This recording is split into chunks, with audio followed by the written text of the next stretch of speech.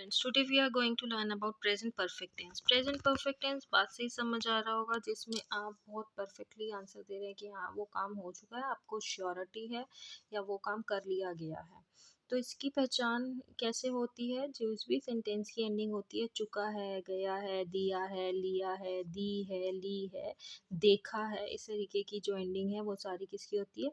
Perfect tense की। अगर हम इसके रूल की बात करें तो जो भी हमारा पॉजिटिव सेंटेंस फॉर्मेशन होगा वो क्या रूल होगा हमारा? सब्जेक्ट प्लस हैज़ और have plus verb third and object. देखिए अब हैज़ कब और हैव कब? हैज़ आएगा जितने भी आपके सिंगुलर नाउन और प्रोनाउन है उनके साथ, यानी जब हम किसी एक की बात करेंगे, और हैव आएगा आपके सभी प्लूरल्स के साथ प्लस आई के साथ। मैंने आपको पहले भी बताया, पहली वीडियोस में भी मैंने बताया कि आई जो है हमारा फर्स्ट पर्सन है, इसलिए वो किसके साथ आता है? आपका हैव के साथ। तो अब अगर हम एग्जाम्पल देखें तो फॉर एग्जाम्पल हमने खाना खा लिया है, अगर एंडिंग देखें तो क्या है? लिया है। जैसे ही मैंने बताया गया है, यानी य हो की एंडिंग हो, क हो की एंडिंग हो, ली है, दी है, यानी ई की मात्रा और है की आक, इस तरीके की जो भी एंडिंग है वो आपके परफेक्ट टेंस है। अब ये क्या है? इस सेंटेंस में किसी भी तरीके का नहीं शब्द का प्रयोग हुआ है? नहीं हुआ। तो इसलिए क्या हो गया? एक पॉजिटिव सेंटेंस फॉर्मेशन हो गई। तो हम इसमें कौन सा रूल अप्लाई करेंगे? पॉजिटिव वाला। तो आपका सब्जेक्ट, सबसे पहले सब्जेक्ट क्या है? हमने यानी कि वी, हैज़ और हैव। अब हमें पता है वी जो है हमारा सब्जेक्ट जो है वो क्या है? एक प्लूरल है, इसलिए उसके साथ क्या आ जाएगा? हैव। तो हमने लिख दिया we have. Verbs third form. अब ये यहाँ पे काम क्या हो रहा है? खाने को खा लेना। तो खाने को खाना किसे कहते हैं? ईट। ईट की थर्ड फॉर्म क्या होती है? ईटन। We have eaten. अब ऑब्जेक्ट क्या है कि हमने क्या खाया है? फूड। तो वी हैव ईटन फूड। अब नेक्स्ट आते हैं, नेक्स्ट रूल है हमारा नेगेटिव सेंटेंस फॉर्मेशन का। अब इसमें क्या होगा? सिर्फ आपको पता है आपके हेल्पिंग वर्ब के बाद आपने नॉट यूज करना है। तो subject plus has have plus not plus verb third and object. अब सेंटेंस देखते हैं। वह खेल नहीं चुका है। वह खेल नहीं चुका है, तो इसके लिए क्या हो जाएगा? वह हमें पता है जो सब्जेक्ट है वो क्या है? हमारा सिंगुलर सब्जेक्ट है। तो यहाँ क्या आ जाएगा? वह के लिए ही एक सिंगुलर है, तो इसलिए यहाँ इसके साथ हैज़। फिर हमें नोट लगाना है, हमने नोट लगा दिया। अभी क्या किया? इसमें वर्ब क्या है? खेलना। तो उसका प्ले, और प्ले की थर्ड फॉर्म प्लेड। तो सेंटेंस क्या फॉर्म हुआ? He has not played. He has not played. अब हम बात करते हैं इंटेरोगेटिव सेंटेंस की।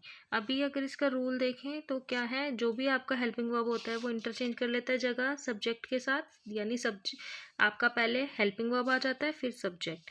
तो हैज़ और have, then subject, then verb third, then object and question mark which is needed, क्योंकि ये क्या है? एक इंटेरोगेटिव यानी क्वेश्चनरी सेंटेंस है।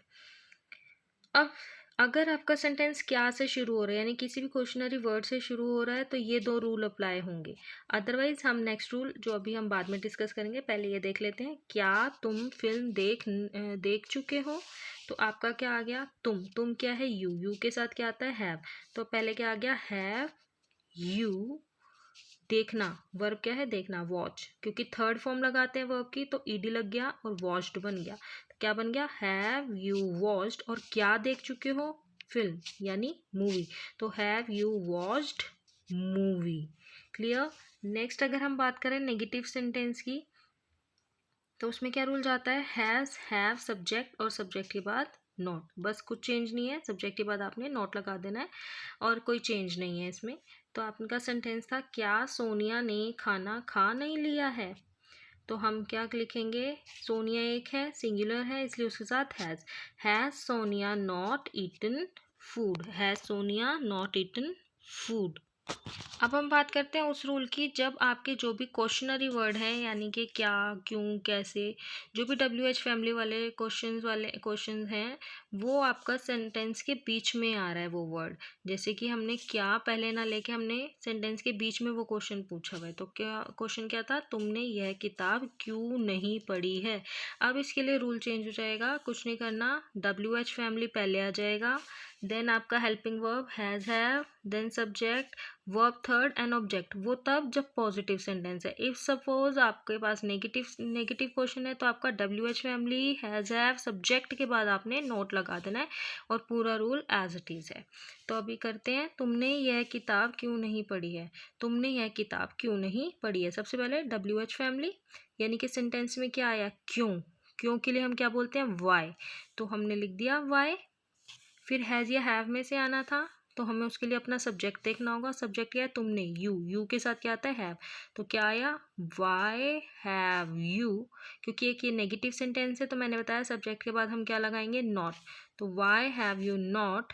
अब इसके बाद वर्ब थर्ड, क्या नहीं कर रहे, पढ़ नहीं रहे किताब को, तो read. Why have you not read, क्या नहीं पढ़ रहे, किताब, यह किताब, दिस बुक। तो why have you not read this book, this is the translation of this particular sentence. Next है, लड़का कहाँ भाग गया। अब देखिए फिर से क्या से शुरुआत नहीं है, सेंटेंस के बीच में क्वेश्चनरी वर्ड आया। तो हमें पता है क्या कहाँ के लिए क्या बोलते हैं, हम क्या यूज़ करते हैं WH फैमिली का, वेयर।